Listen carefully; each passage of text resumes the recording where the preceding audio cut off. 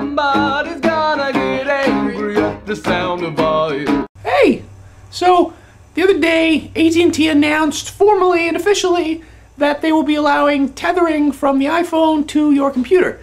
For those of you who don't know, tethering means that you can connect to your phone from your computer and use its internet connection, which is really cool because the Apple iPhone has 3G, it's nice and fast. You don't need to carry another service, another little dongle. I had one of those wireless modem things for a while. It was about a brick like this big. They announced that they were going to be charging, not just charging, but charging $30. My question is, AT&T, Apple, are you high? I mean, you're charging a lot of money for a product people have already paid for. Don't you understand that? I mean, it's insane. Sure, AT&T might point out that the rumored price will still be cheaper than getting the Evdo card or some other service, which is true, but that really ignores the fact that people have already paid for the phone. They've already paid for the laptop. They're already paying for internet service to the iPhone.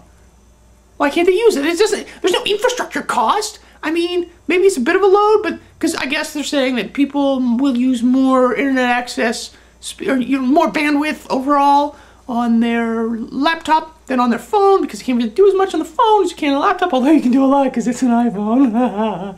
but that's true, I guess. But it's not really. That's like saying, oh, we're going to charge you more if you use more, but it's not. It's not a prorated service at any rate anyway. It's just it's so frustrating. And that might satisfy some people, and they'll get a bunch of people signing up for the service, but what they'll actually be doing is legitimizing the jailbreak community, which is a shame, because Apple's done a whole bunch with the Apple Store and the App Store to get people to move away from their jailbreaking their iPhones. Actually, a number of apps that have been jailbroken apps have come over legitimately for money on the iPhone, which is really cool. Why would a person pay $30 a month for tethering when they can just jailbreak their phone for free and get a free tethering app? Huh? That's the question. Apple should know that the way you compete with free is to offer something that's as close to free as possible and just as convenient. That's how the iTunes store itself is popular. People could still go out and steal the album, but they can just press that button that says, 99 cents for an track. That's great. That's great, right?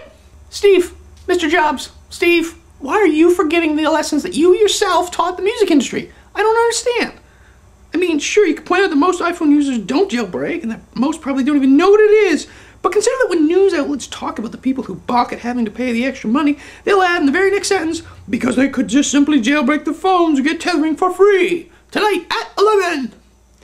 It'll be a major part of all the stories. I mean, it's a sort of logical counterpoint, right? Oh, pay $30 or jailbreak.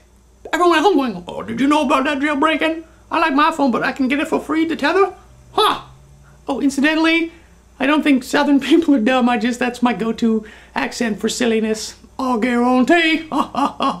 Steve, are you listening? I think you're shooting yourself in the foot here. You should either do it right, get tethering for free, or for the cost of an application, because people will be fine spending $5 for a tethering application, but the service itself should be free, because you should either do it right, like that, or not do it at all. It's better to get the thing than to be insulted in the offer. I mean, Steve, have you ever gotten a lousy tip? Steve? It's way worse than not getting it at all, because while a person might have just forgotten to give you a tip if you get nothing, the guy who gives you just a little bit of a tip, he took the time to consider just how little he was going to give to you. That's what people keep in mind, Steve. Just how much time you and AT&T spent figuring out the best way to screw people over.